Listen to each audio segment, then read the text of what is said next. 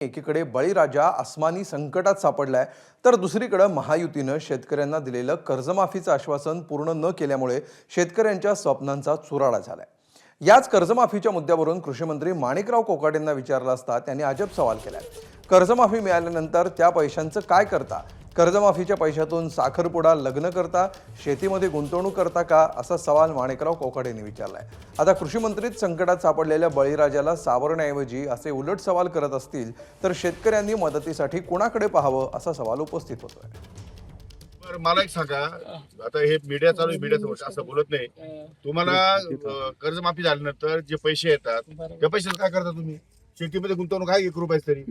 सरकार शेतीमध्ये गुंतवणुकीला पैसे देणार तुम्हाला। आता पोखराच्या माध्यमातून तुम्हाला पाईपलाईनला पैसे आहेत, इरिगेशनला पैसे आहेत, तुम्हाला क्रॉपला पैसे आहेत, शेततळ्याला पैसे आहेत, सगळ्याला पैसे आहेत। भांडवली गुंतवणूक कोण करतं? सरकार।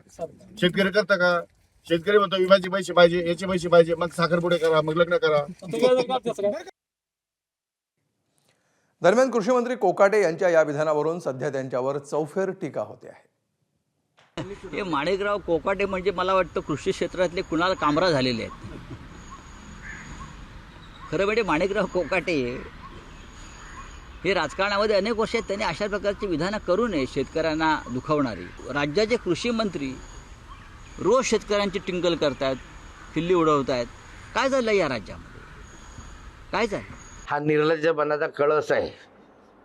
एक कृषी मंत्री ज्या राज्याचा तो अशा स्वरूपाचं वक्तव्य करतो, हे महाराष्ट्राला लांछनास्पद आहे। या विधानाबद्दल त्याने महाराष्ट्रातील संपूर्ण शेतकऱ्यांची माफी मागितली पाहिजे आणि आपलं वक्तव्य त्याने मागे घेतलं पाहिजे। कृषी मंत्र्यांनी जबाबदारी फार मोठी असते। हातात आलेलं पीक आता हातातून जातो आहे।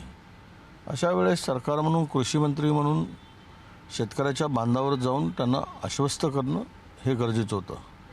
पण हे सरकारचं संवेदन शून्य सरकार आहे। या सरकारच्या संवेदना संपल्या आहेत। एबीपी माझा, उघडा डोळे बघा नीट।